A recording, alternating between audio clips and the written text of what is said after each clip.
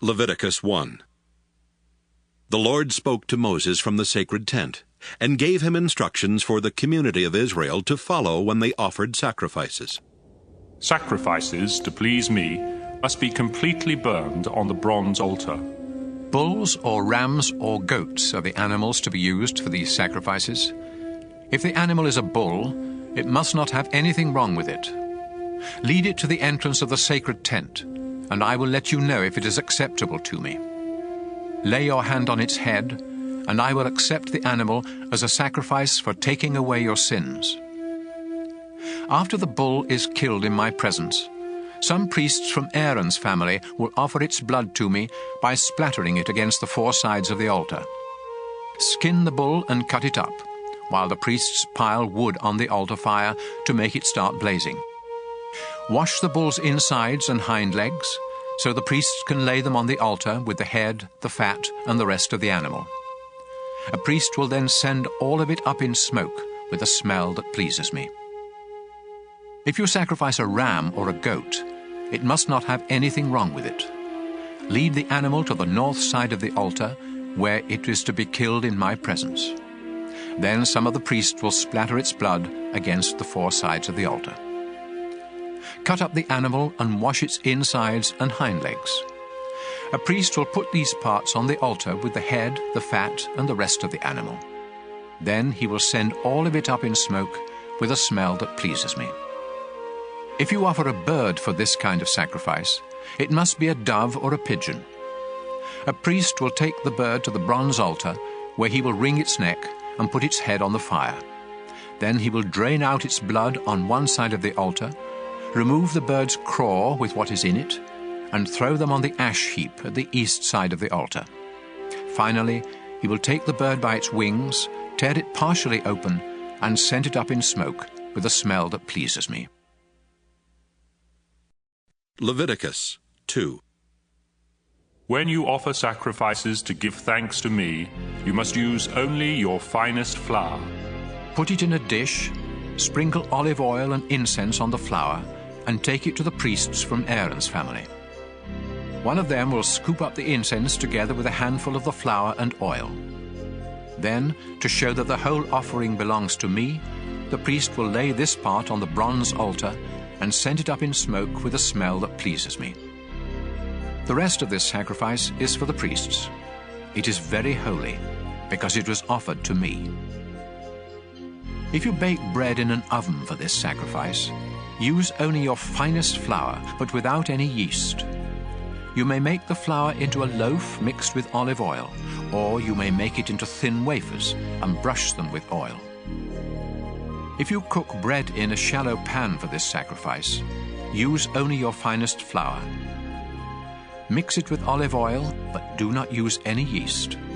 Then break the bread into small pieces and sprinkle them with oil. If you cook your bread in a pan with a lid on it, you must also use the finest flour mixed with oil. You may prepare sacrifices to give thanks in any of these three ways. Bring your sacrifice to a priest, and he will take it to the bronze altar.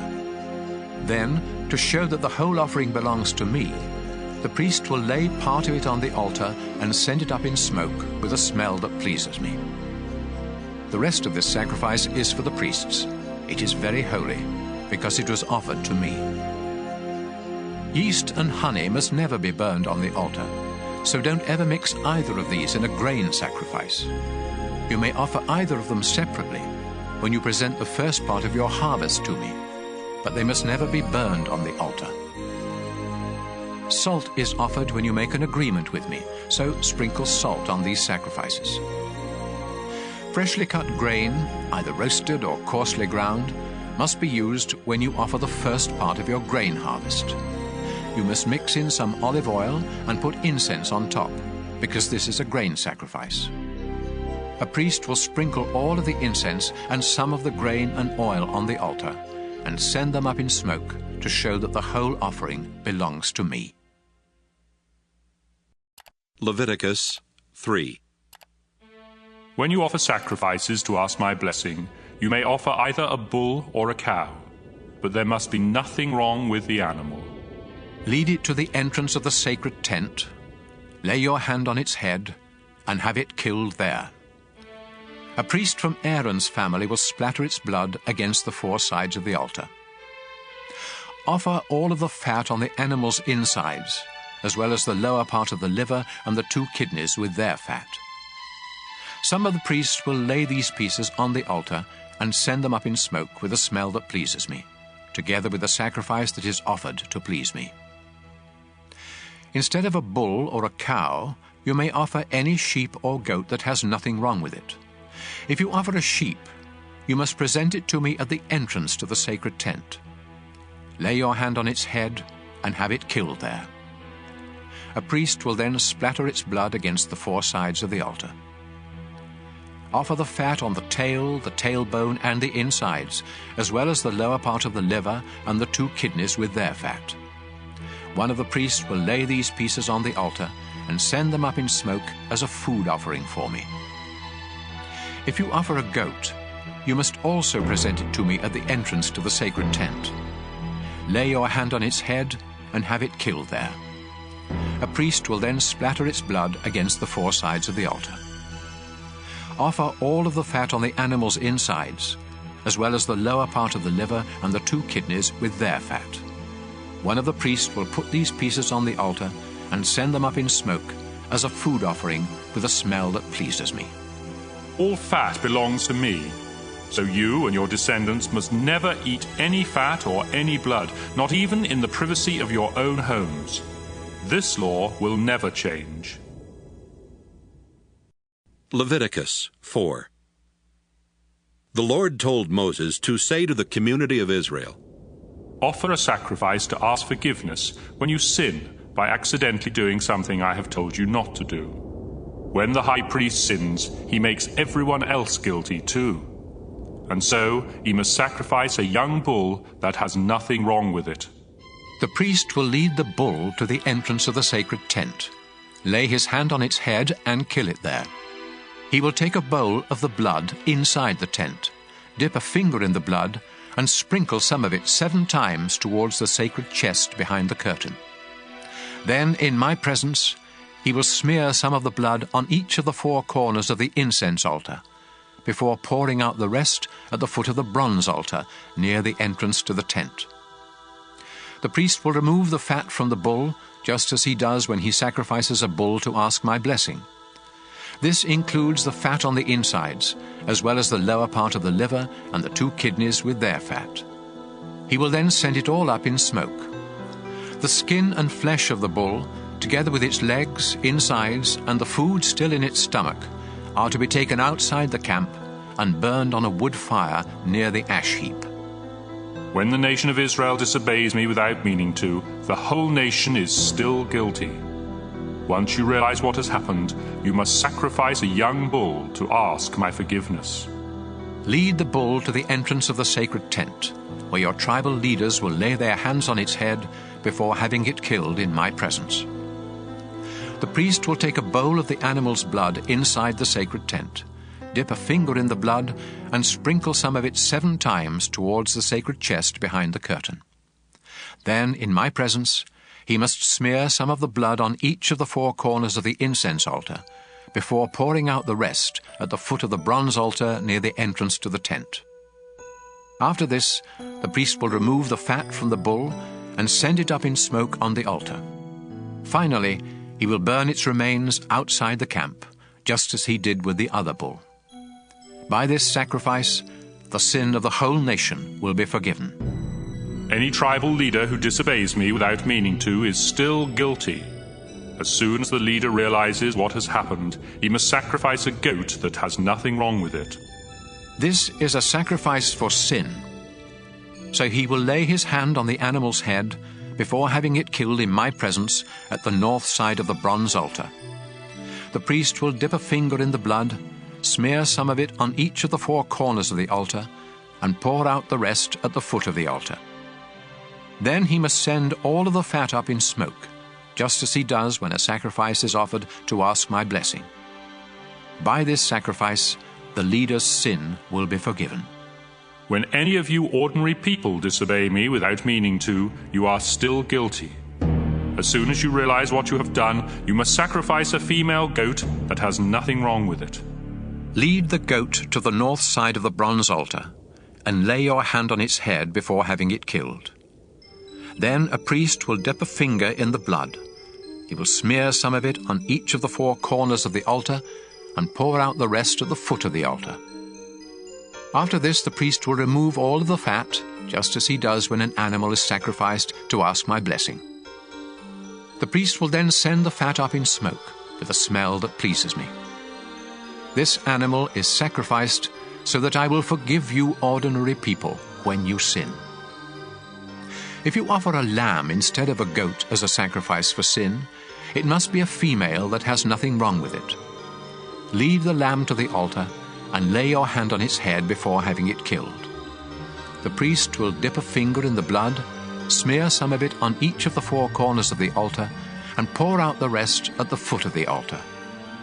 After this, all of the fat must be removed, just as when an animal is sacrificed to ask my blessing. Then the priest will send it up in smoke to me, together with a food offering, and your sin will be forgiven. Leviticus 5. If you refuse to testify in court about something you saw or know has happened, you have sinned and can be punished. You are guilty and unfit to worship me if you accidentally touch the dead body of any kind of unclean animal. You are guilty if you find out that you have accidentally touched any waste that comes from a human body. You are guilty the moment you realize that you have made a hasty promise to do something good or bad. As soon as you discover that you have committed any of these sins, you must confess what you have done. Then you must bring a female sheep or goat to me as the price for your sin. A priest will sacrifice the animal, and you will be forgiven. If you are poor and cannot afford to bring an animal, you may bring 2 doves or 2 pigeons. One of these will be a sacrifice to ask my forgiveness, and the other will be a sacrifice to please me. Give both birds to the priest, who will offer one as a sacrifice to ask my forgiveness. He will wring its neck without tearing off its head, splatter some of its blood on one side of the bronze altar, and drain out the rest at the foot of the altar. Then he will follow the proper rules for offering the other bird as a sacrifice to please me. You will be forgiven when the priest offers these sacrifices as the price for your sin. If you are so poor that you cannot afford doves or pigeons, you may bring 2 pounds of your finest flour. This is a sacrifice to ask my forgiveness. So don't sprinkle olive oil or sweet-smelling incense on it. Give the flour to a priest who will scoop up a handful and send it up in smoke together with the other offerings. This is a reminder that all of the flour belongs to me. By offering this sacrifice, the priest pays the price for any of these sins you may have committed. The priest gets the rest of the flour just as he does with grain sacrifices. The Lord told Moses what the people must do to make things right when they find out they have cheated the Lord without meaning to. If this happens, you must either sacrifice a ram that has nothing wrong with it, or else pay the price of a ram with the official money used by the priests. In addition, you must pay what you owe plus a fine of 20%. Then the priest will offer the ram as a sacrifice to make things right, and you will be forgiven. If you break any of my commands without meaning to, you are still guilty and you can be punished. When you realize what you have done, you must either bring to the priest a ram that has nothing wrong with it, or else pay him for one. The priest will then offer it as a sacrifice to make things right, and you will be forgiven. Leviticus 6. The Lord told Moses what the people must do when they commit other sins against the Lord. You have sinned if you rob or cheat someone, if you keep back money or valuables left in your care, or if you find something and claim not to have it. When this happens, you must return what doesn't belong to you and pay the owner a fine of 20%. In addition, you must either bring to the priest a ram that has nothing wrong with it, or else pay him for one. The priest will then offer it as a sacrifice to make things right, and you will be forgiven for what you did wrong. The Lord told Moses to tell Aaron and his sons how to offer the daily sacrifices that are sent up in smoke to please the Lord. You must put the animal for the sacrifice on the altar in the evening, and let it stay there all night. But make sure the fire keeps burning. The next morning you will dress in your priestly clothes, including your linen underwear. Then clean away the ashes left by the sacrifices and pile them beside the altar.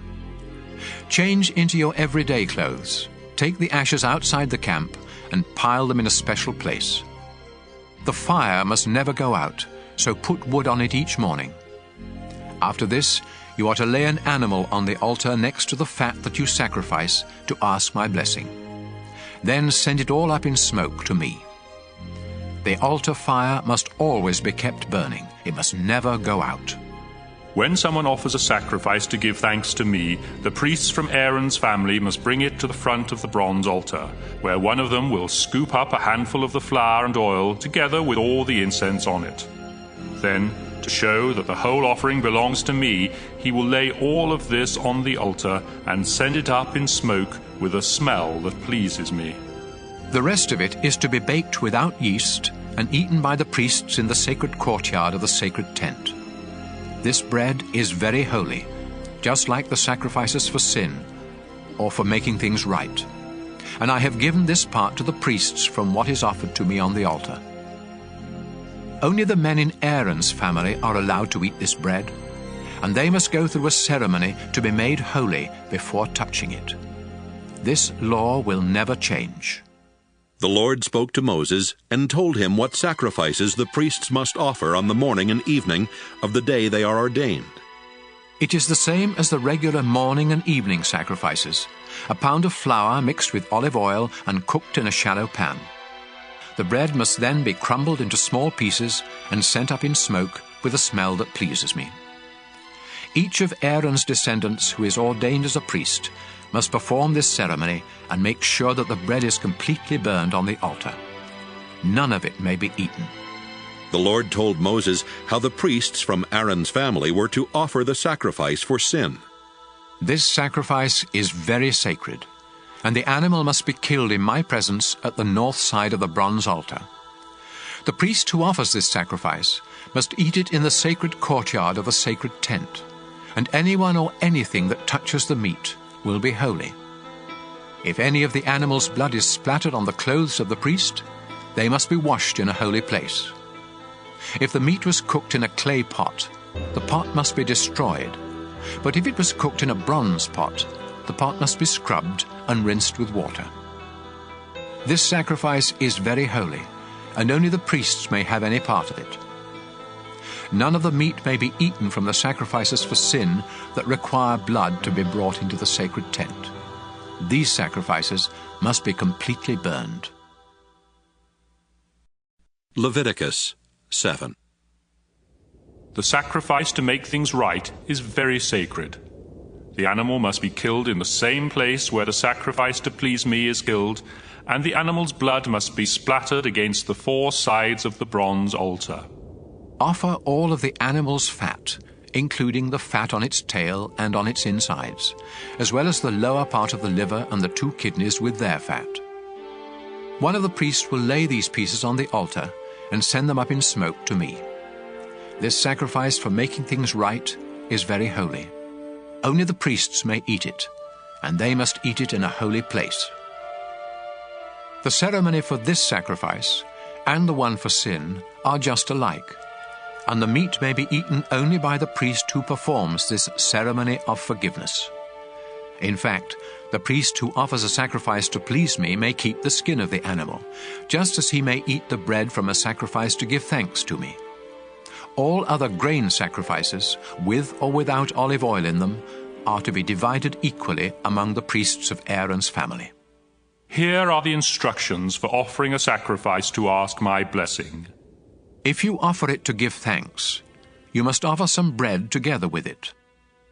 Use the finest flour to make 3 kinds of bread without yeast, 2 in the form of loaves mixed with olive oil, and 1 in the form of thin wafers brushed with oil. You must also make some bread with yeast.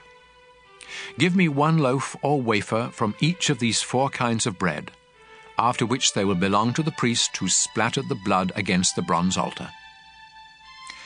When you offer an animal to ask a blessing from me or to thank me, the meat belongs to you, but it must be eaten the same day.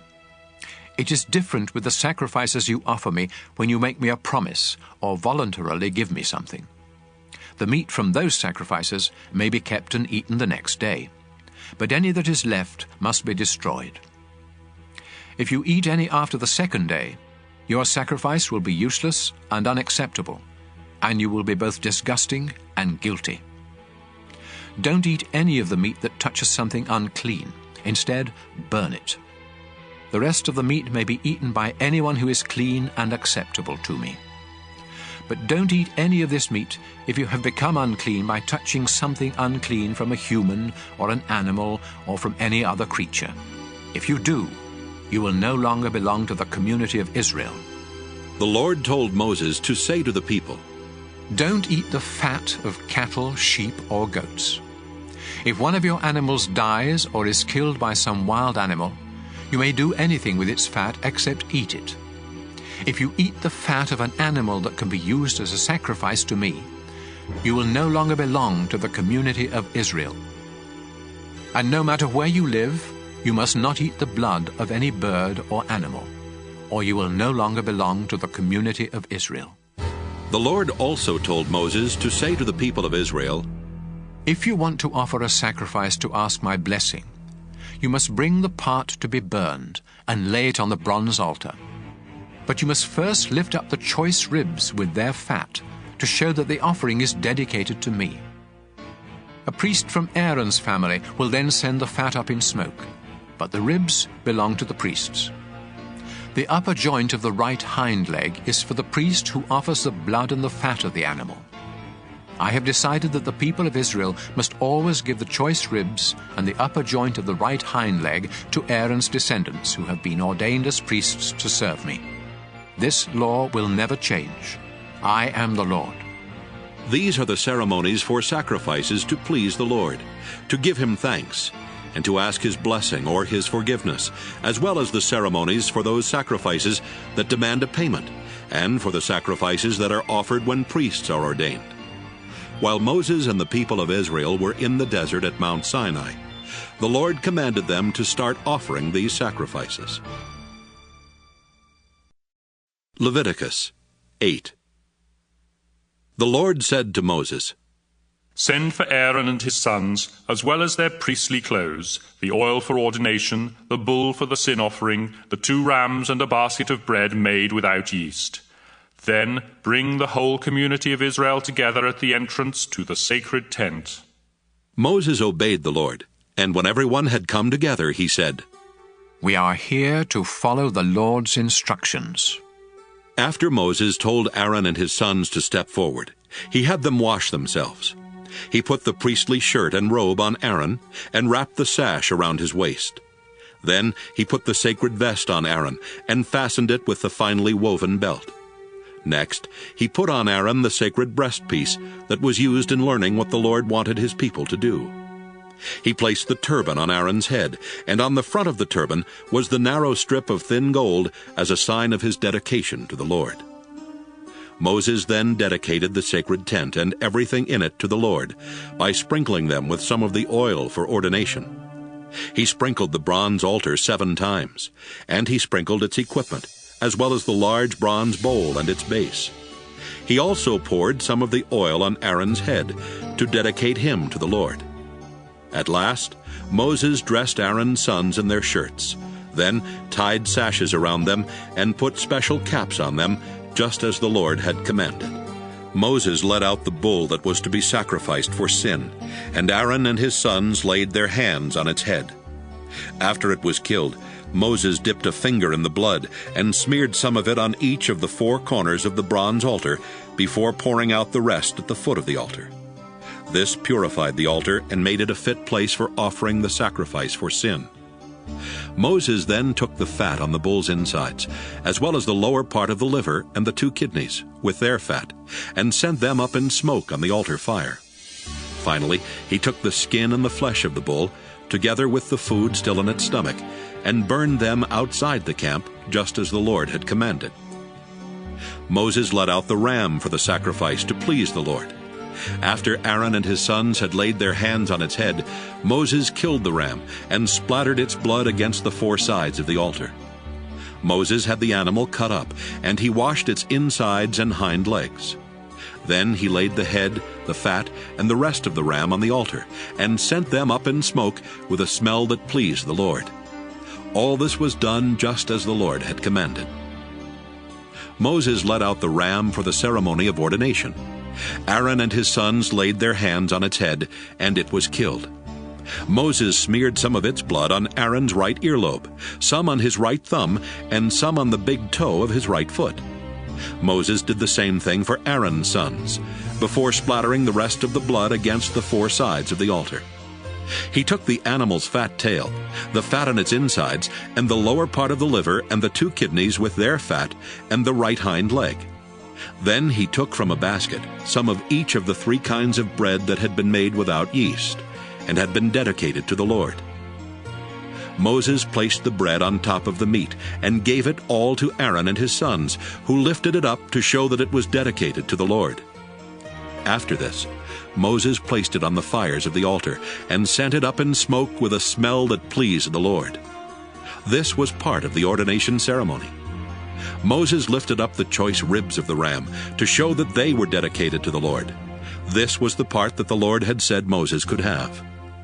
Finally, Moses sprinkled the priestly clothes of Aaron and his sons with some of the oil for ordination, and with some of the blood from the altar.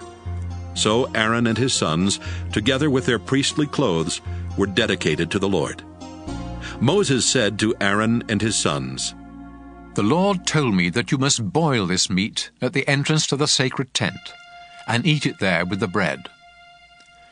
Burn what is left over, and stay near the entrance to the sacred tent until the ordination ceremony ends 7 days from now. We have obeyed the Lord in everything that has been done today, so that your sins may be forgiven. The Lord has told me that you must stay near the entrance to the tent for 7 days and nights, or else you will die." Aaron and his sons obeyed everything that the Lord had told Moses they must do. Leviticus 9. 8 days later, Moses called together Aaron, his sons, and Israel's leaders. Then he said to Aaron, "Find a young bull and a ram that have nothing wrong with them. Offer the bull to the Lord as a sacrifice for sin, and the ram as a sacrifice to please him.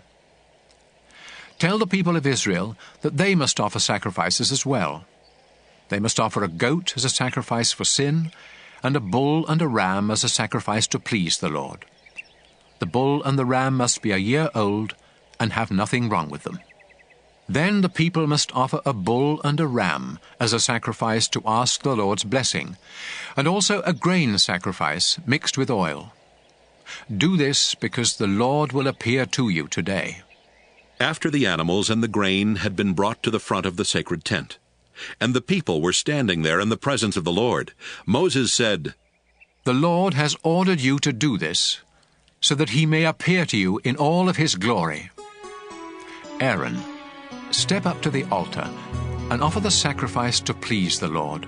Then offer the sacrifices for the forgiveness of your sins and for the sins of the people, just as the Lord has commanded."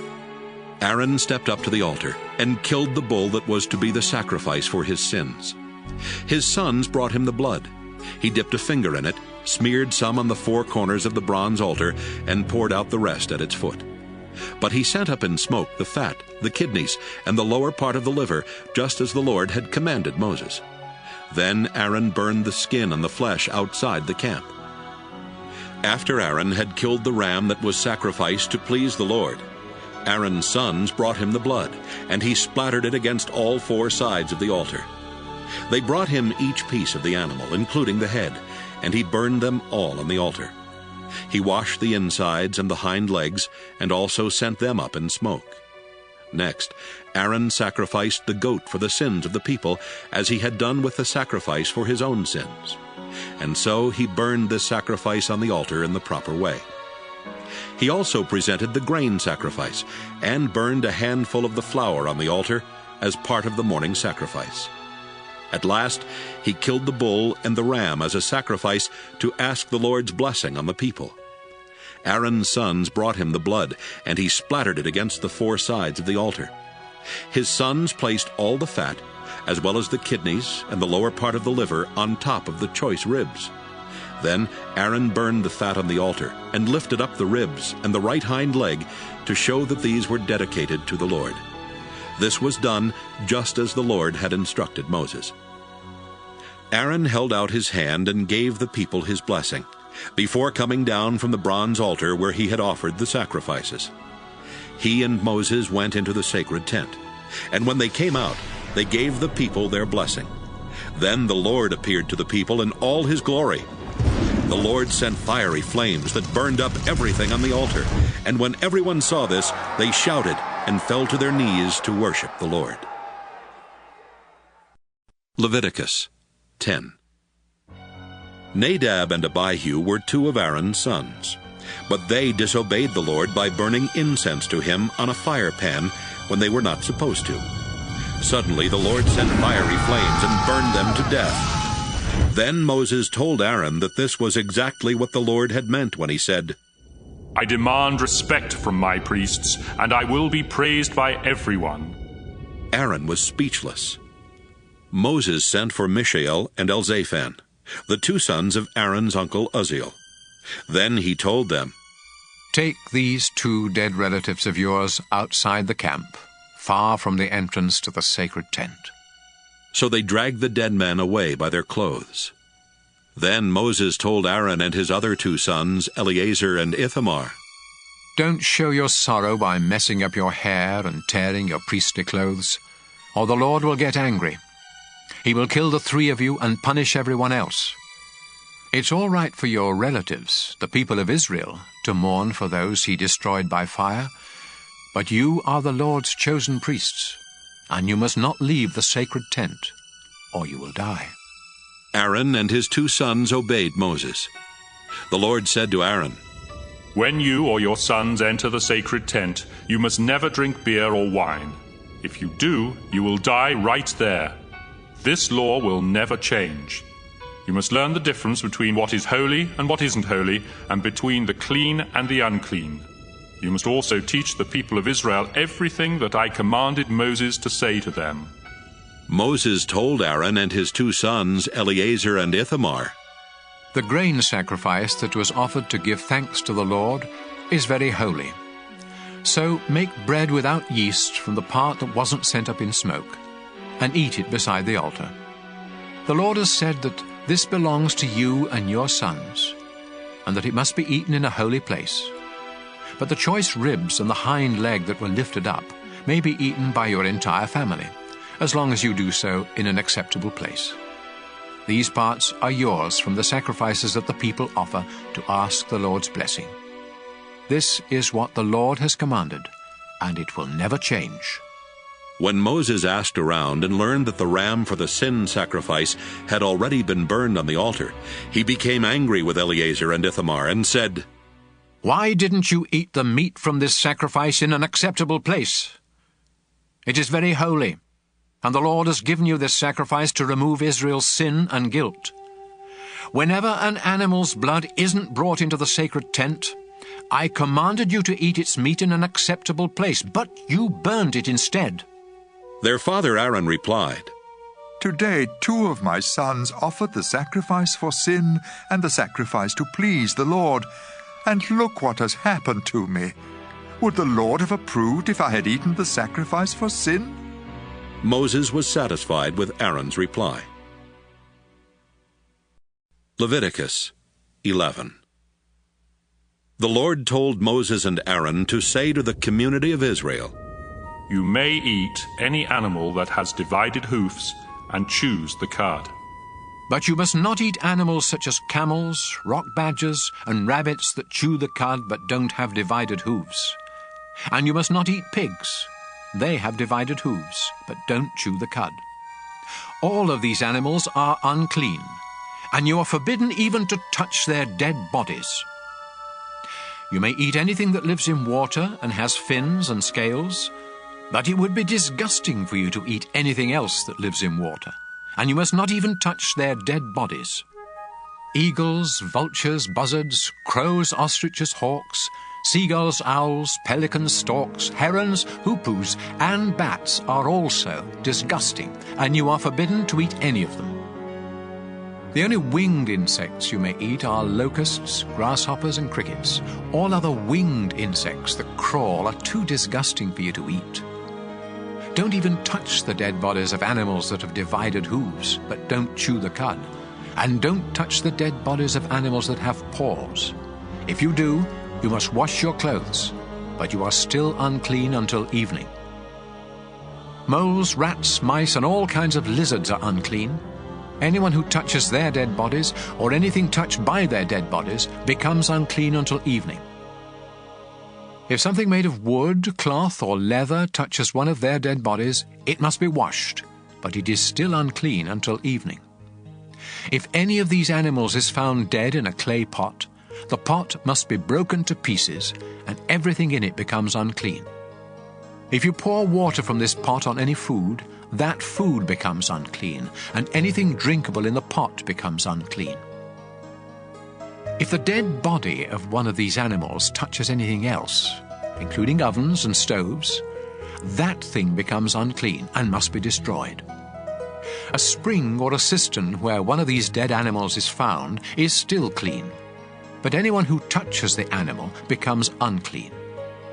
If the dead body of one of these animals is found lying on seeds that have been set aside for planting, the seeds remain clean, but seeds that are soaking in water become unclean if the dead animal is found in the water. If an animal that may be eaten happens to die and you touch it, you become unclean until evening. If you eat any of its meat or carry its body away, you must wash your clothes, but you are still unclean until evening. Don't eat any of those disgusting little creatures that crawl or walk close to the ground. If you eat any of them, you will become just as disgusting and unclean as they are. I am the Lord your God, and you must dedicate yourself to me and be holy, just as I am holy. Don't become disgusting by eating any of these unclean creatures. I brought you out of Egypt so that I could be your God. Now you must become holy because I am holy. I have given these laws so that you will know what animals, birds, and fish are clean and may be eaten, and which ones are unclean and may not be eaten. Leviticus 12. The Lord told Moses to say to the community of Israel, If a woman gives birth to a son, she is unclean for 7 days, just as she is during her monthly period. Her son must be circumcised on the 8th day, but her loss of blood keeps her from being completely clean for another 33 days. During this time, she must not touch anything holy or go to the place of worship. Any woman who gives birth to a daughter is unclean for 2 weeks, just as she is during her period. And she won't be completely clean for another 66 days. When the mother has completed her time of cleansing, she must come to the front of the sacred tent and bring to the priest a year-old lamb as a sacrifice to please me, and a dove or a pigeon as a sacrifice for sin. After the priest offers the sacrifices to me, the mother will become completely clean from her loss of blood, whether her child is a boy or a girl. If she cannot afford a lamb, she can offer 2 doves or 2 pigeons, one as a sacrifice to please me, and the other as a sacrifice for sin. Leviticus 13. The Lord told Moses and Aaron to say to the people, If sores or boils or a skin rash should break out and start spreading on your body, you must be brought to Aaron or one of the other priests. If the priest discovers that the hair in the infected area has turned white, and that the infection seems more than skin deep, he will say, This is leprosy. You are unclean. But if the infected area is white and only skin deep, and if the hair in it hasn't turned white, the priest will order you to stay away from everyone else for 7 days. If the disease hasn't spread by that time, he will order you to stay away from everyone else for another 7 days. Then, if the disease hasn't gotten any worse or spread, the priest will say, "You are clean. It was only a sore. After you wash your clothes, you may go home." However, if the disease comes back, you must return to the priest. If it is discovered that the disease has started spreading, he will say, "This is leprosy. You are unclean." Any of you with a skin disease must be brought to a priest. If he discovers that the sore spot is white with pus, and that the hair around it has also turned white, he will say, "This is leprosy. You are unclean and must stay away from everyone else." But if the disease has run its course, and only the scar remains, he will say, "You are clean." If the sores come back and turn white with pus, he will say, "This is leprosy. You are unclean." However, if the sores heal and only white spots remain, the priest will say, "You are now clean." If you have a sore that either swells or turns reddish white after it has healed, then you must show it to a priest. If he discovers that the hair in the infected area has turned white, and that the infection seems more than skin deep, he will say, "This is leprosy. You are unclean." But if the white area is only on the surface of the skin and hasn't gotten any worse, and if the hair in it hasn't turned white, he will have you stay away from everyone else for 7 days. If the sore begins spreading during this time, the priest will say, "You are unclean because you have a disease." But if it doesn't spread and only a scar remains, he will say, "You are now clean." If you have a burn that gets infected and turns red or reddish white, a priest must examine it. Then, if he discovers that the hair in the infected area has turned white, and that the infection seems more than skin deep, he will say, "The burn has turned into leprosy, and you are unclean." But if the priest finds that the hair in the infected area hasn't turned white, and that the sore is only skin deep, and it is healing, he will have you stay away from everyone else for 7 days. On the 7th day, the priest will examine you again, and if the infection is spreading, he will say, "This is leprosy. You are unclean." However, if the infection hasn't spread and has begun to heal, and if only a scar remains, he will say, "Only a scar remains from the burn, and you are clean." If you have a sore on your head or chin, it must be examined by a priest. If the infection seems more than skin deep, and the hair in it has thinned out and lost its color, he will say, "This is leprosy. You are unclean." On the other hand, if he discovers that the itchy spot is only skin deep, but that the hair still isn't healthy, he will order you to stay away from everyone else for 7 days. By that time, if the itch hasn't spread, if the hairs seem healthy, and if the itch is only skin deep, you must shave off the hairs around the infection, but not those on it. Then the priest will tell you to stay away from everyone else for another 7 days. By that time, if the itch hasn't spread and seems no more than skin deep, he will say, "You are clean. Now you must wash your clothes." Later, if the itch starts spreading, even though the hair is still healthy, the priest will say, "You are unclean." But if he thinks you are completely well, he will say, "You are clean." If white spots break out on your skin, but the priest discovers that it is only a rash, he will say, "You are clean." If you become bald on any part of your head, you are still clean. But if a priest discovers that a reddish-white sore has broken out on the bald spot and looks like leprosy, he will say, "This is leprosy. You are unclean." If you ever have leprosy, you must tear your clothes, leave your hair uncombed, cover the lower part of your face, and go around shouting, "I'm unclean! I'm unclean!" As long as you have the disease, you are unclean and must live alone outside the camp.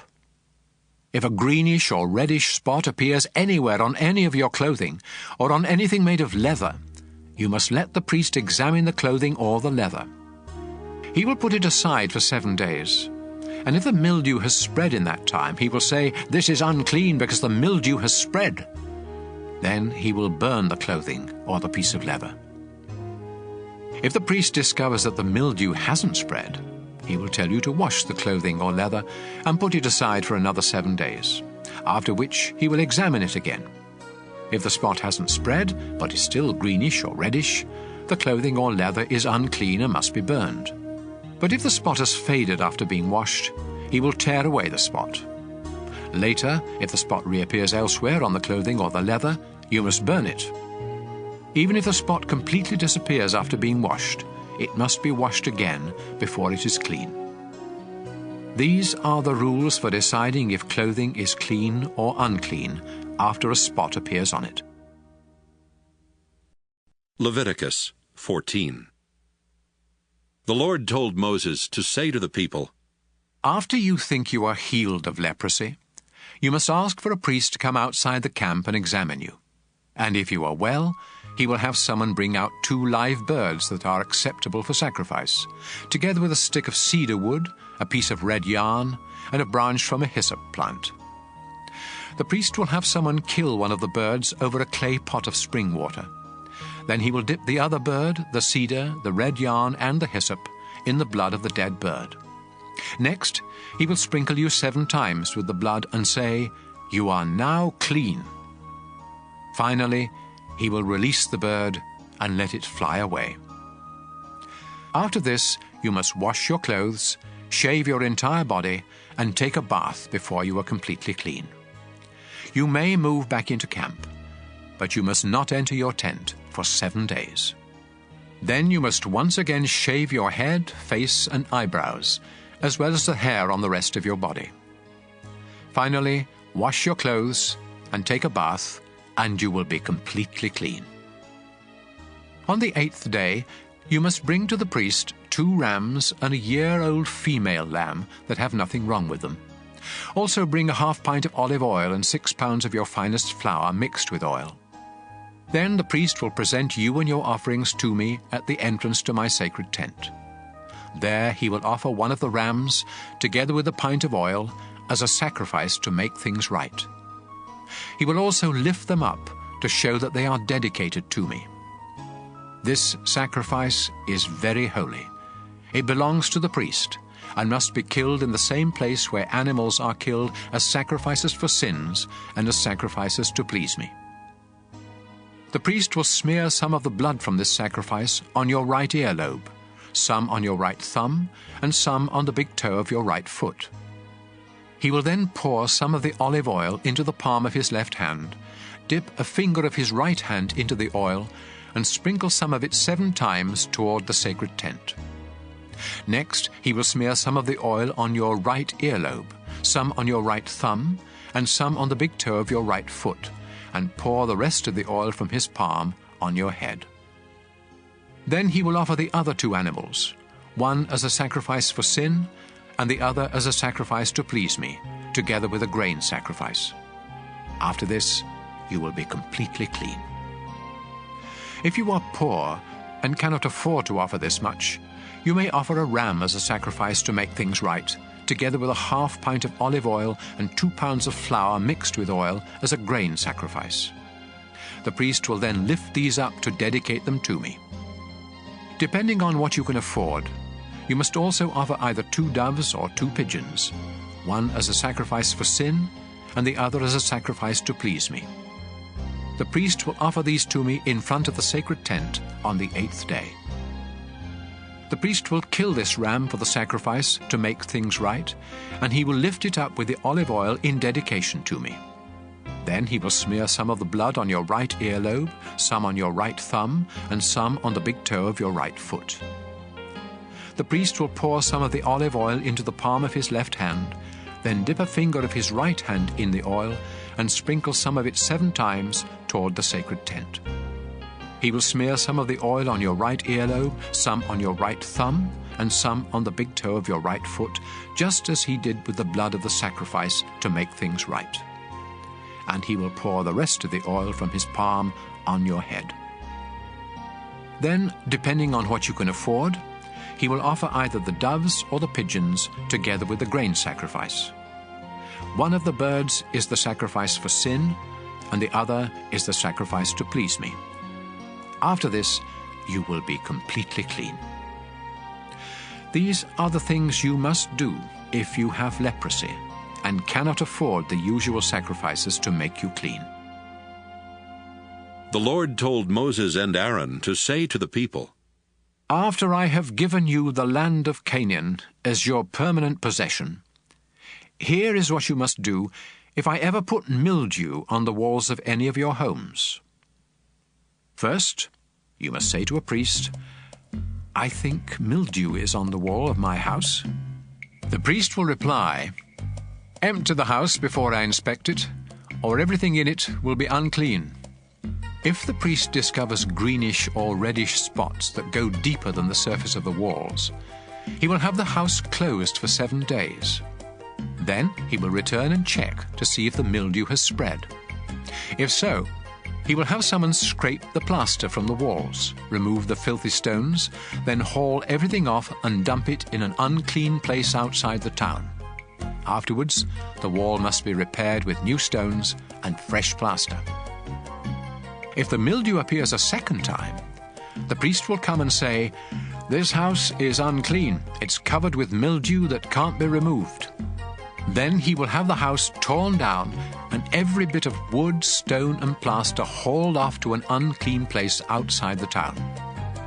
Meanwhile, if any of you entered the house while it was closed, you will be unclean until evening. And if you either slept or ate in the house, you must wash your clothes. On the other hand, if the priest discovers that mildew hasn't reappeared after the house was newly plastered, he will say, This house is clean. The mildew is gone. Then, to show that the house is now clean, he will get 2 birds, a stick of cedar wood, a piece of red yarn, and a branch from a hyssop plant, and bring them to the house. He will kill one of the birds over a clay pot of spring water, and let its blood drain into the pot. Then he will dip the cedar, the hyssop, the yarn, and the other bird into the mixture of blood and water. Next, he will sprinkle the house 7 times with the mixture. Then the house will be completely clean. Finally, he will release the bird and let it fly away, ending the ceremony for purifying the house. These are the things you must do if you discover that you are unclean because of an itch or a sore, or that your clothing or house is unclean because of mildew. Leviticus 15. The Lord told Moses and Aaron to say to the community of Israel, Any man with an infected penis is unclean, whether it is stopped up or keeps dripping. Anything that he rests on or sits on is also unclean. And if you touch either these or him, you must wash your clothes and take a bath, but you still remain unclean until evening. If you are spit on by the man, you must wash your clothes and take a bath, but you still remain unclean until evening. Any saddle or seat on which the man sits is unclean. And if you touch or carry either of these, you must wash your clothes and take a bath, but you will still remain unclean until evening. If the man touches you without first washing his hands, you must wash your clothes and take a bath, but you still remain unclean until evening. Any clay pot that he touches must be destroyed, and any wooden bowl that he touches must be washed. 7 days after the man gets well, he will be considered clean if he washes his clothes and takes a bath in spring water. On the 8th day, he must bring either 2 doves or 2 pigeons to the front of my sacred tent and give them to a priest. The priest will offer one of the birds as a sacrifice for sin, and the other as a sacrifice to please me. Then I will consider the man completely clean. Any man who has a flow of semen must take a bath, but he still remains unclean until evening. If the semen touches anything made of cloth or leather, these must be washed, but they still remain unclean until evening. After having sex, both the man and the woman must take a bath, but they still remain unclean until evening. When a woman has her monthly period, she remains unclean for 7 days. And if you touch her, you must take a bath, but you remain unclean until evening. Anything that she rests on or sits on is also unclean, And if you touch either of these, you must wash your clothes and take a bath, but you still remain unclean until evening. Any man who has sex with her during this time becomes unclean for 7 days, and anything he rests on is also unclean. Any woman who has a flow of blood outside her regular monthly period is unclean until it stops, just as she is during her monthly period. Anything that she rests on or sits on during this time is also unclean, just as it would be during her period. If you touch either of these, you must wash your clothes and take a bath, but you still remain unclean until evening. 7 days after the woman gets well, she will be considered clean. On the 8th day, she must bring either 2 doves or 2 pigeons to the front of my sacred tent and give them to a priest. He will offer one of the birds as a sacrifice for sin, and the other as a sacrifice to please me. Then I will consider the woman completely clean. When any of you become unclean, you must stay away from the rest of the community of Israel. Otherwise, my sacred tent will become unclean, and the whole nation will die. These are the things you men must do if you become unclean because of an infected penis, or if you have a flow of semen. And these are the things you women must do when you become unclean either because of your monthly period or an unusual flow of blood. This is also what you men must do if you have sex with a woman who is unclean. Leviticus 16. 2 of Aaron's sons had already lost their lives for disobeying the Lord. So the Lord told Moses to say to Aaron, I, the Lord, appear in a cloud over the place of mercy on the sacred chest, which is behind the inside curtain of the sacred tent. And I warn you not to go there except at the proper time. Otherwise you will die. Before entering this most holy place, you must offer a bull as a sacrifice for your sins and a ram as a sacrifice to please me. You will take a bath and put on the sacred linen clothes, including the underwear, the robe, the sash, and the turban. Then the community of Israel will bring you a ram and 2 goats, both of them males. The goats are to be used as sacrifices for sin, and the ram is to be used as a sacrifice to please me. Aaron, you must offer the bull as a sacrifice for forgiveness for your own sins and for the sins of your family. Then you will lead the 2 goats into my presence at the front of the sacred tent, where I will show you which goat will be sacrificed to me and which one will be sent into the desert to the demon Azazel. After you offer the first goat as a sacrifice for sin, the other one must be presented to me alive before you send it into the desert to take away the sins of the people. You must offer the bull as a sacrifice to ask forgiveness for your own sins and for the sins of your family. Then you will take a fire pan of live coals from the bronze altar, together with 2 handfuls of finely ground incense, into the most holy place. There you will present them to me by placing the incense on the coals, so that the place of mercy will be covered with a cloud of smoke. Do this, or you will die right there. Next, use a finger to sprinkle some of the blood on the place of mercy, which is on the lid of the sacred chest. Then sprinkle blood 7 times in front of the chest. Aaron, you must next sacrifice the goat for the sins of the people, and you must sprinkle its blood inside the most holy place, just as you did with the blood of the bull. By doing this, you will take away the sins that make both the most holy place and the people of Israel unclean. Do the same for the sacred tent, which is here among the people. Only you are allowed in the sacred tent from the time you enter until the time you come out. After leaving the tent, you will purify the bronze altar by smearing each of its 4 corners with some of the blood from the bull and from the goat.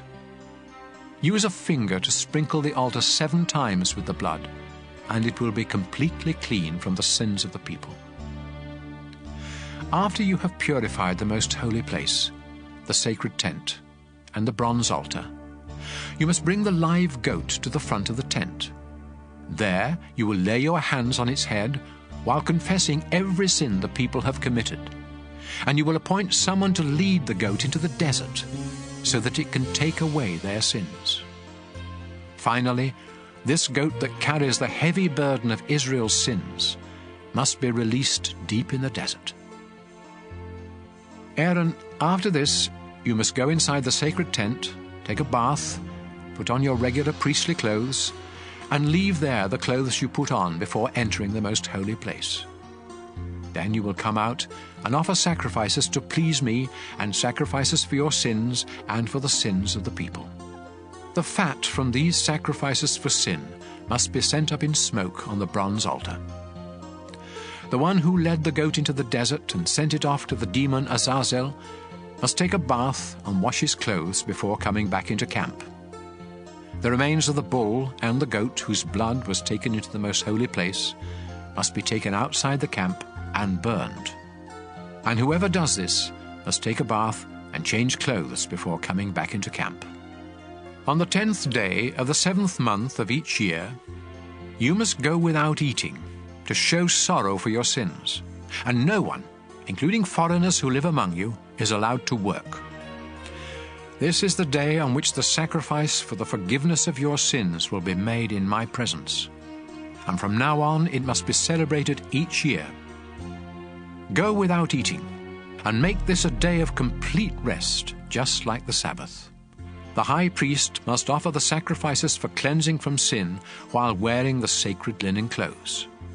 He will offer these sacrifices for the most holy place, the sacred tent, the bronze altar, all the priests, and for the whole community. You must celebrate this day each year. It is the great day of forgiveness for all the sins of the people of Israel. Moses did exactly as the Lord had commanded. Leviticus 17. The Lord told Moses to tell Aaron, his sons, and everyone else in Israel, Whenever you kill any of your cattle, sheep, or goats as sacrifices to me, you must do it at the entrance to the sacred tent. If you don't, you will be guilty of pouring out blood, and you will no longer belong to the community of Israel. And so, when you sacrifice an animal to ask my blessing, it must not be done out in a field, but in front of the sacred tent. Then a priest can splatter its blood against the bronze altar and send its fat up in smoke with a smell that pleases me. Don't ever turn from me again and offer sacrifices to goat demons. This law will never change. Remember, no one in Israel, including foreigners, is to offer a sacrifice anywhere except at the entrance to the sacred tent. If you do, you will no longer belong to my people. I will turn against any of my people who eat blood. This also includes any foreigners living among you. Life is in the blood, and I have given you the blood of animals to sacrifice in place of your own. That's also why I have forbidden you to eat blood. Even if you should hunt and kill a bird or an animal, you must drain out the blood and cover it with soil. The life of every living creature is in its blood. That's why I have forbidden you to eat blood, and why I have warned you that anyone who does will no longer belong to my people. If you happen to find a dead animal and eat it, you must take a bath and wash your clothes, but you are still unclean until evening. If you don't take a bath, you will suffer for what you did wrong. Leviticus 18. The Lord told Moses to tell the people of Israel, I am the Lord your God. So don't follow the customs of Egypt, where you used to live, or those of Canaan, where I am bringing you. I am the Lord your God, and you must obey my teachings. Obey them, and you will live. I am the Lord. Don't have sex with any of your close relatives, especially your own mother. This would disgrace your father.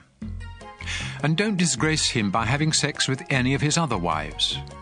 Don't have sex with your sister or stepsister, whether you grew up together or not.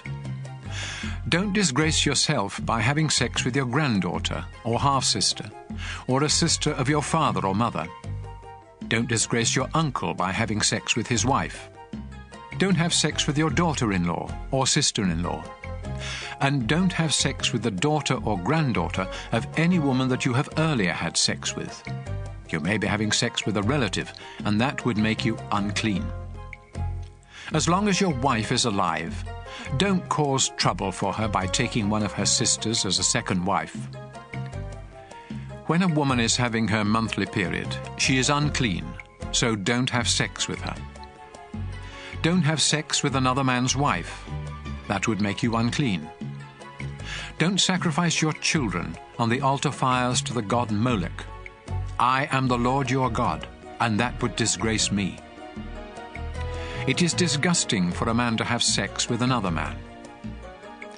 Anyone who has sex with an animal is unclean. Don't make yourselves unclean by any of these disgusting practices of those nations that I am forcing out of the land for you. They made themselves and the land so unclean that I punished the land because of their sins, and I made it vomit them up. Now don't do these sickening things that make the land filthy. Instead, obey my laws and teachings. Then the land won't become sick of you and vomit you up, just as it did them. If any of you do these vulgar, disgusting things, you will be unclean and no longer belong to my people. I am the Lord your God, and I forbid you to follow their sickening way of life. Leviticus 19. The Lord told Moses to say to the community of Israel, I am the Lord your God. I am holy, and you must be holy too. Respect your father and your mother. Honor the Sabbath, and don't make idols or images. I am the Lord your God. When you offer a sacrifice to ask my blessing, be sure to follow my instructions. You may eat the meat either on the day of the sacrifice or on the next day, but you must burn anything left until the third day. If you eat any of it on the third day, the sacrifice will be disgusting to me, and I will reject it. In fact, you will be punished for not respecting what I say is holy, and you will no longer belong to the community of Israel. When you harvest your grain, always leave some of it standing along the edges of your fields, and don't pick up what falls on the ground. Don't strip your grapevines clean or gather the grapes that fall off the vines. Leave them for the poor and for those foreigners who live among you. I am the Lord your God. Do not steal or tell lies or cheat others. Do not misuse my name by making promises you don't intend to keep. I am the Lord your God. Do not steal anything or cheat anyone, and don't fail to pay your workers at the end of each day. I am the Lord your God, and I command you not to make fun of the deaf or to cause a blind person to stumble. Be fair, no matter who is on trial. Don't favor either the poor or the rich. Don't be a gossip, but never hesitate to speak up in court, especially if your testimony can save someone's life. Don't hold grudges. On the other hand, it's wrong not to correct someone who needs correcting. Stop being angry, and don't try to take revenge. I am the Lord, and I command you to love others as much as you love yourself. Breed your livestock animals only with animals of the same kind. And don't plant two kinds of seed in the same field, or wear clothes made of different kinds of material. If a man has sex with a slave woman who is promised in marriage to someone else, he must pay a fine, but they are not to be put to death. After all, she was still a slave at the time. The man must bring a ram to the entrance of the sacred tent and give it to a priest, who will then offer it as a sacrifice to me, so the man's sins will be forgiven. After you enter the land, you will plant fruit trees, but you are not to eat any of their fruit for the first 3 years. In the 4th year, the fruit must be set apart as an expression of thanks to me, the Lord God. Do this, and in the 5th year, those trees will produce an abundant harvest of fruit for you to eat. Don't eat the blood of any animal. Don't practice any kind of witchcraft. I forbid you to shave any part of your head or beard, or to cut and tattoo yourself as a way of worshipping the dead. Don't let your daughters serve as temple prostitutes. This would bring disgrace both to them and the land. I command you to respect the Sabbath and the place where I am worshipped. Don't make yourself disgusting to me by going to people who claim they can talk to the dead. I command you to show respect for older people and to obey me with fear and trembling. Don't mistreat any foreigners who live in your land. Instead, treat them as well as you treat citizens, and love them as much as you love yourself. Remember, you were once foreigners in the land of Egypt. I am the Lord your God. Use honest scales, and don't cheat when you weigh or measure anything. I am the Lord your God. I rescued you from Egypt, and I command you to obey my laws. Leviticus 20. The Lord told Moses to say to the community of Israel, Death by stoning is the penalty for any citizens or foreigners in the country who sacrifice their children to the god Molech. They have disgraced both the place where I am worshipped and my holy name, and so I will turn against them and no longer let them belong to my people. Some of you may let them get away with human sacrifice, but not me. If any of you worship Molech, I will turn against you and your entire family, and I will no longer let you belong to my people. I will be your enemy if you go to someone who claims to speak with the dead, and I will destroy you from among my people.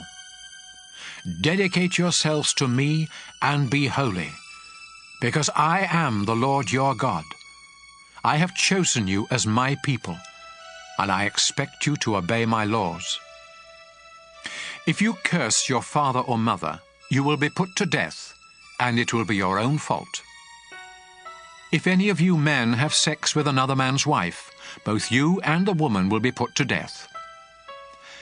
Having sex with one of your father's wives disgraces him, so both you and the woman will be put to death just as you deserve. It isn't natural to have sex with your daughter-in-law, and both of you will be put to death just as you deserve. It's disgusting for men to have sex with one another, and those who do will be put to death just as they deserve. It isn't natural for a man to marry both a mother and her daughter, and so all three of them will be burned to death. If any of you have sex with an animal, both you and the animal will be put to death just as you deserve. If you marry one of your sisters, you will be punished, and the two of you will be disgraced by being openly forced out of the community. If you have sex with a woman during her monthly period, both you and the woman will be cut off from the people of Israel. The sisters of your father and mother are your own relatives, and you will be punished for having sex with any of them. If you have sex with your uncle's wife, neither you nor she will ever have any children. And if you marry your sister-in-law, neither of you will ever have any children. Obey my laws and teachings, or else the land I am giving you will become sick of you and throw you out. The nations I am chasing out did these disgusting things, and I hated them for it. So don't follow their example. I am the Lord your God, and I have promised you their land that is rich with milk and honey. I have chosen you to be different from other people. That's why you must make a difference between animals and birds that I have said are clean and unclean. This will keep you from becoming disgusting to me. I am the Lord, the Holy God. You have been chosen to be my people, and so you must be holy too. If you claim to receive messages from the dead, you will be put to death by stoning, just as you deserve. Leviticus 21. The Lord gave Moses these instructions for Aaron's sons, the priests. Touching a dead body will make you unclean. So don't go near a dead relative, except your mother, father, son, daughter, brother, or an unmarried sister who has no husband to take care of her. Don't make yourself unclean by attending the funeral of someone related to you by marriage. Don't shave any part of your head, or trim your beard, or cut yourself, to show that you are mourning. I am the Lord your God, and I have chosen you alone to offer sacrifices of food to me on the altar. That's why you must keep yourselves holy. Don't marry a divorced woman, or a woman who has served as a temple prostitute. You are holy because I am holy. And so you must be treated with proper respect, since you offer food sacrifices to me, the God of holiness. If any of you priests has a daughter who disgraces you by serving as a temple prostitute, she must be burned to death. If you are the high priest, you must not mess up your hair or tear your clothes in order to mourn for the dead. Don't make yourself unclean by going near a dead body, not even that of your own father or mother. If you leave the sacred place to attend a funeral, both you and the sacred place become unclean, because you are the high priest. If you are the high priest, you must marry only a virgin from your own tribe. Don't marry a divorced woman or any other woman who has already had sex, including a temple prostitute. In this way, your descendants will be qualified to serve me. Remember, I am the Lord, and I have chosen you. The Lord told Moses to say to Aaron, No descendant of yours can ever serve as my priest if he is blind or lame, if his face is disfigured, if one leg is shorter than the other, if either a foot or a hand is crippled, if he is a hunchback or a dwarf, if an eye or his skin is diseased, or if his testicles have been damaged. These men may not serve as my priests and burn sacrifices to me. They may eat the food offerings presented to me, but they may not enter the sacred place or serve me at the altar. Remember, I am the Lord, the one who makes a priest holy. Moses told all of this to Aaron, his sons, and the people of Israel. Leviticus 22. The Lord told Moses to say to Aaron and his sons, I am the Lord God, and I demand that you honor my holy name by showing proper respect for the offerings brought to me by the people of Israel. If any of you are unclean when you accept an offering for me, I will no longer let you serve as a priest. None of you may take part in the sacred meals while you have a skin disease or an infected penis, or after you have been near a dead body or have had a flow of semen, or if you have touched an unclean creature of any sort, including an unclean person. Once you are unclean, you must take a bath, but you still cannot eat any of the sacred food until evening. I command you not to eat anything that is killed by a wild animal or dies a natural death. This would make you unclean. Obey me, or you will die on duty for disgracing the place of worship. Remember, I am the Lord, the one who makes a priest holy. Only you priests and your families may eat the food offerings. These are too sacred for any of your servants. However, any slave that you own, including those born into your household, may eat this food. If your daughter marries someone who isn't a priest, she can no longer have any of this food. But if she returns to your home, either widowed or divorced, and has no children, she may join in the meal. Only members of a priestly family can eat this food, and anyone else who accidentally does so must pay for the food plus a fine of 20%. I warn you not to treat lightly the offerings that are brought by the people of Israel. Don't let them become guilty of eating this sacred food. Remember, I am the Lord, the one who makes these offerings holy. The Lord told Moses to tell Aaron and his sons and everyone else the rules for offering sacrifices. He said, The animals that are to be completely burned on the altar must have nothing wrong with them. or else I won't accept them. Bulls or rams or goats are the animals to be used for these sacrifices. When you offer a sacrifice to ask my blessing, there must be nothing wrong with the animal. This is true whether the sacrifice is part of a promise or something you do voluntarily. Don't offer an animal that is blind or injured, or that has an infection or a skin disease. If one of your cattle or lambs has a leg that is longer or shorter than the others, you may offer it voluntarily, but not as part of a promise. As long as you live in this land, don't offer an animal with injured testicles. And don't bring me animals you bought from a foreigner. I won't accept them, because they are no better than one that has something wrong with it. The Lord told Moses to say, Newborn cattle, sheep or goats must remain with their mothers for 7 days. But on the 8th day, you may send them up in smoke to me, and I will accept the offering. Don't sacrifice a newborn animal and its mother on the same day. When you offer a sacrifice to give thanks to me, you must do it in a way that is acceptable. Eat all of the meat that same day, and don't save any for the next day. I am the Lord your God. Obey my laws and teachings. I am the Lord. I demand respect from the people of Israel, so don't disgrace my holy name. Remember, I am the one who chose you to be priests and rescued all of you from Egypt, so that I would be your Lord. Leviticus 23. The Lord told Moses to say to the community of Israel, I have chosen certain times for you to come together and worship me. You have 6 days when you can do your work, but the 7th day of each week is holy because it belongs to me. No matter where you live, you must rest on the Sabbath and come together for worship. This law will never change. Passover is another time when you must come together to worship me. And it must be celebrated on the evening of the 14th day of the first month of each year.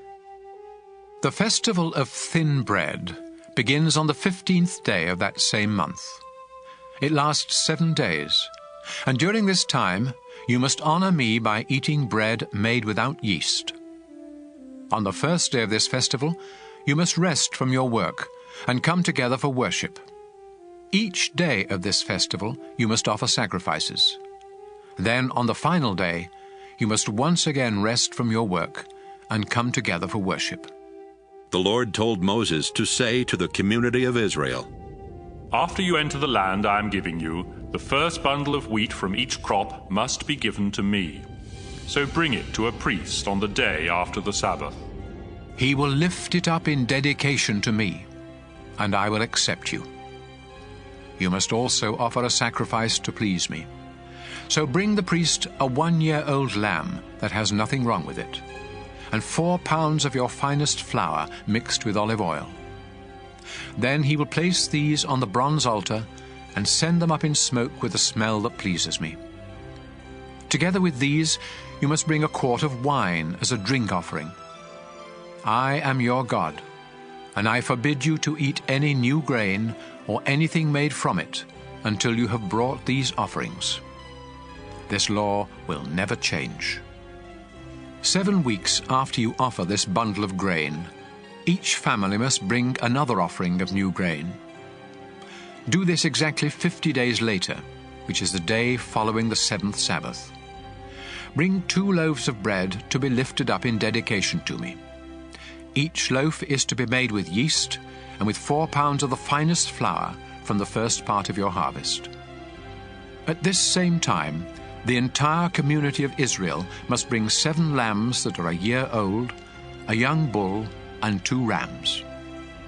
These animals must have nothing wrong with them, and they must be offered as a sacrifice to please me. You must also offer the proper grain and wine sacrifices with each animal. Offer a goat as a sacrifice for sin, and 2 rams a year old as a sacrifice to ask my blessing. The priest will lift up the rams together with the bread in dedication to me. These offerings are holy and are my gift to the priest.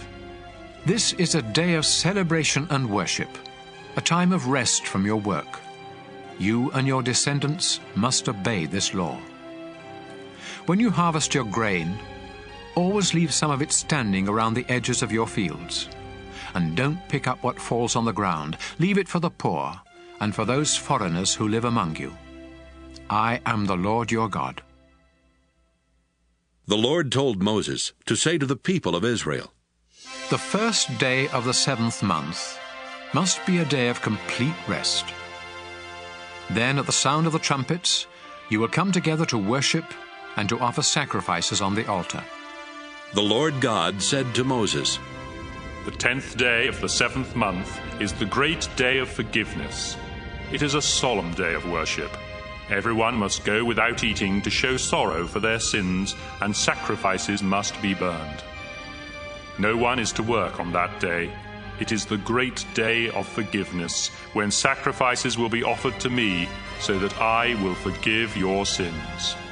I will destroy anyone who refuses to go without eating. None of my people are ever to do any work on that day, not now or in the future. And I will wipe out those who do. This is a time of complete rest, just like the Sabbath. And everyone must go without eating from the evening of the 9th to the evening of the 10th. The Lord told Moses to say to the community of Israel, Beginning on the 15th day of the 7th month, and continuing for 7 days, everyone must celebrate the festival of shelters in honor of me.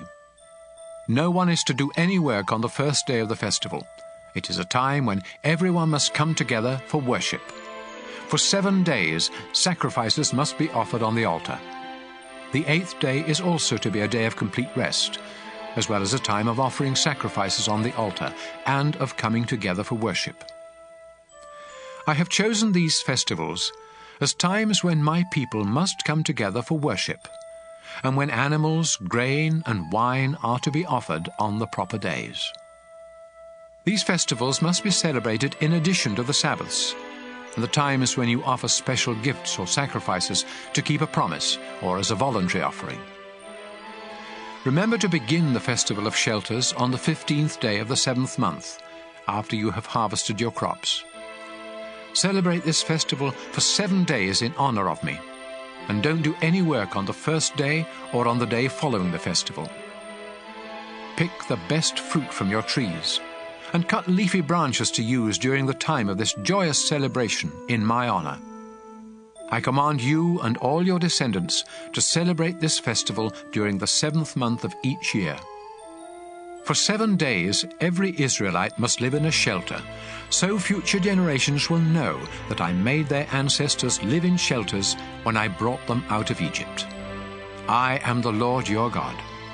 This is how Moses instructed the people of Israel to celebrate the Lord's festivals. Leviticus 24. The Lord told Moses to say to the community of Israel, You must supply the purest olive oil for the lamps in the sacred tent, so they will keep burning. Aaron will set up the golden lampstand in the holy place of the sacred tent.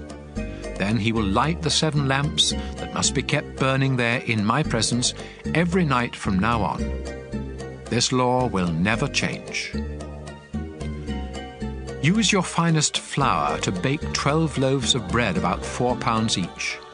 Then take them into the sacred tent and lay them on the gold table in 2 rows of 6 loaves.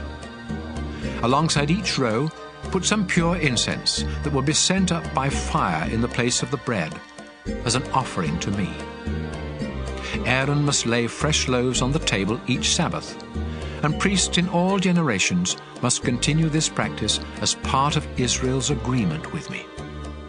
This bread will always belong to Aaron and his family. It is very holy, because it was offered to me, and it must be eaten in a holy place. Shelomith, the daughter of Dibrai from the tribe of Dan, had married an Egyptian, and they had a son. One day their son got into a fight with an Israelite man in camp and cursed the name of the Lord.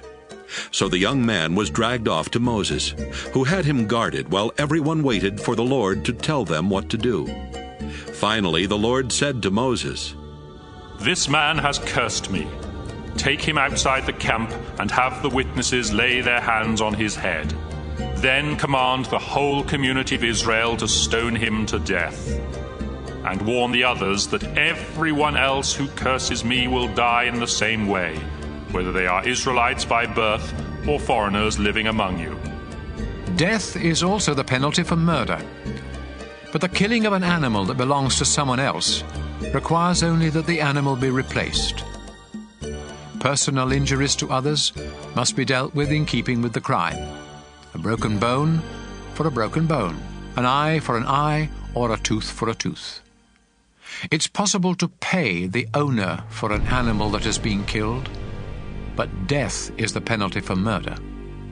I am the Lord your God, and I demand equal justice both for you Israelites and for those foreigners who live among you. When Moses finished speaking, the people did what the Lord had told Moses, and they stoned to death the man who had cursed the Lord. Leviticus 25.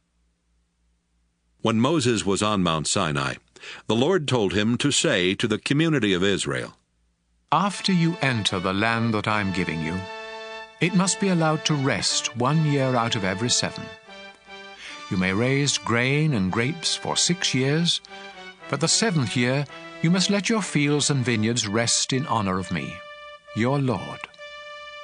This is to be a time of complete rest for your fields and vineyards, so don't harvest anything they produce. However, you and your slaves and your hired workers, as well as any domestic or wild animals, may eat whatever grows on its own. Once every 49 years, on the 10th day of the 7th month, which is also the great day of forgiveness, trumpets are to be blown everywhere in the land. This 50th year is sacred. It is a time of freedom and of celebration, when everyone will receive back their original property, and slaves will return home to their families.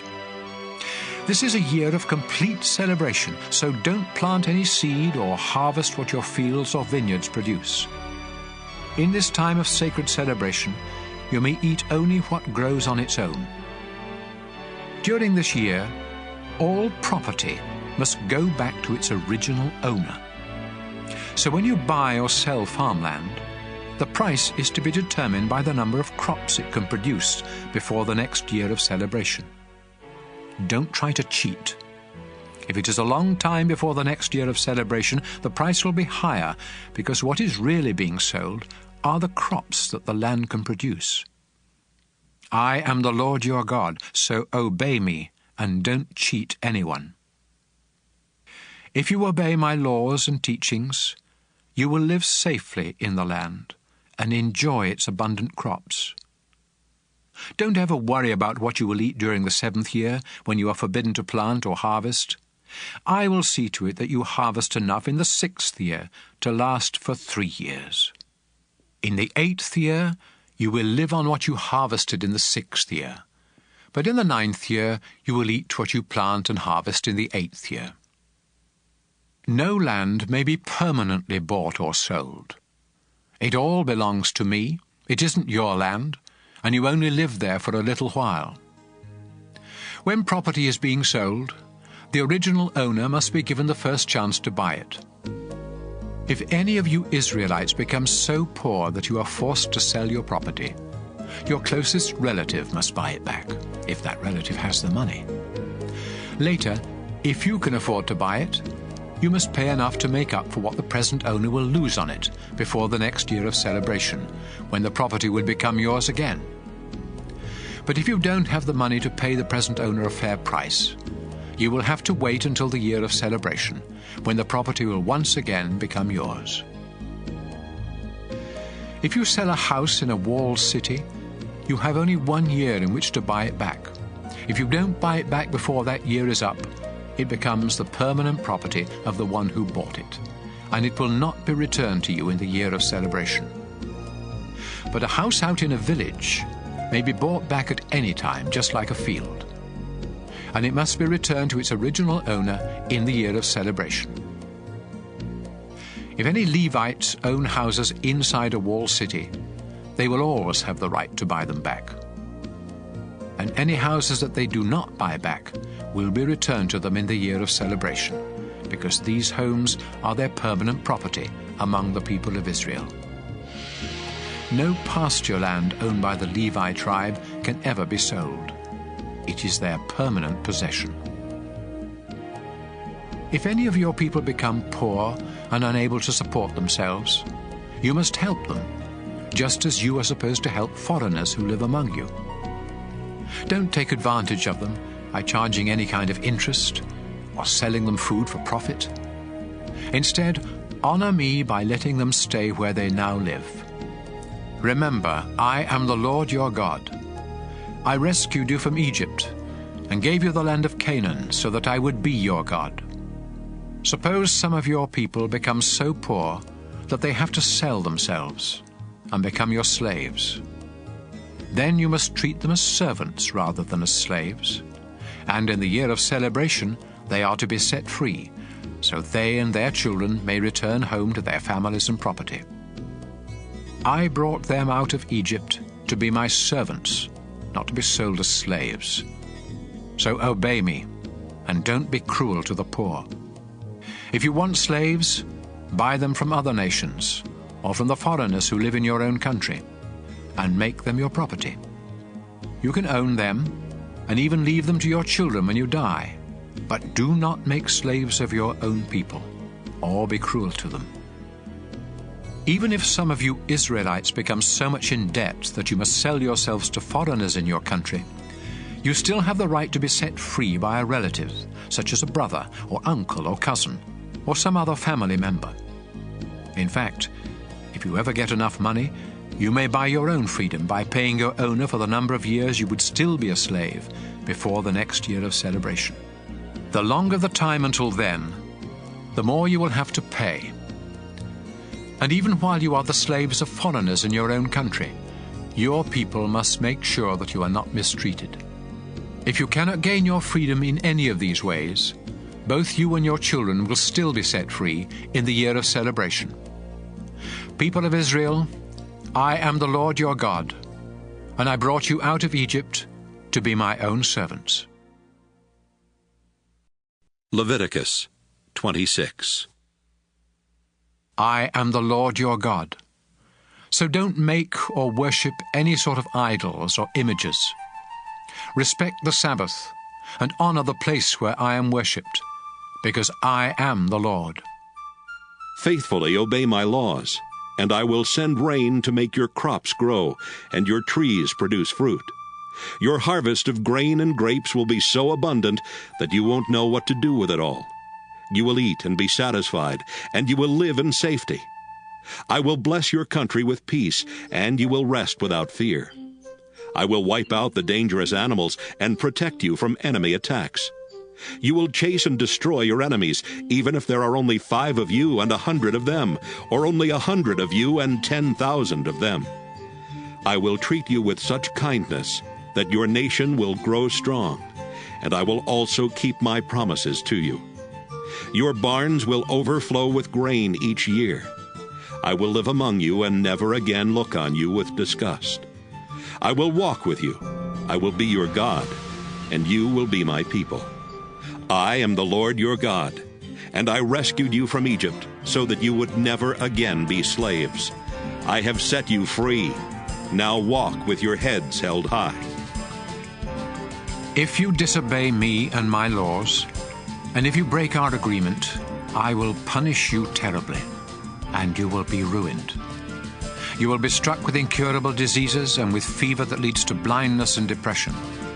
Your enemies will eat the crops you plant, and I will turn from you and let you be destroyed by your attackers. You will even run at the very rumor of attack. Then if you still refuse to obey me, I will punish you 7 times for each of your sins, until your pride is completely crushed. I will hold back the rain, so the sky above you will be like iron, and the ground beneath your feet will be like copper.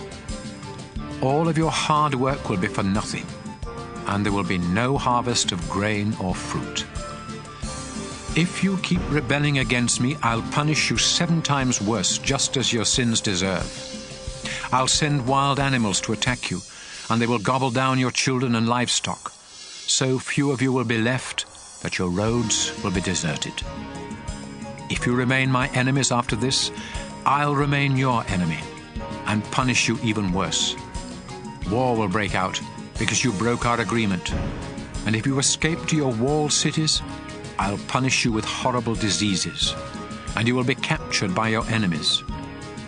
You will have such a shortage of bread that 10 women will be able to bake their bread in the same oven. Each of you will get only a few crumbs, and you will go hungry. Then, if you don't stop rebelling, I'll really get furious and punish you terribly for your sins. In fact, you will be so desperate for food that you will eat your own children. I'll destroy your shrines and tear down your incense altars, leaving your dead bodies piled on top of your idols. And you will be disgusting to me. I'll wipe out your towns and your places of worship, and will no longer be pleased with the smell of your sacrifices. Your land will become so desolate that even your enemies who settle there will be shocked when they see it. After I destroy your towns and ruin your land with war, I'll scatter you among the nations. While you are prisoners in foreign lands, your own land will enjoy years of rest and refreshment, as it should have done each 7th year when you lived there. In the land of your enemies, you will tremble at the rustle of a leaf, as though it were a sword. And you will become so weak that you will stumble and fall over each other, even when no one is chasing you. Many of you will die in foreign lands, and others of you will waste away in sorrow as a result of your sins and the sins of your ancestors. Then, suppose you realize that I turned against you and brought you to the land of your enemies because both you and your ancestors had stubbornly sinned against me. If you humbly confess what you have done and start living right, I'll keep the promise I made to your ancestors, Abraham, Isaac, and Jacob.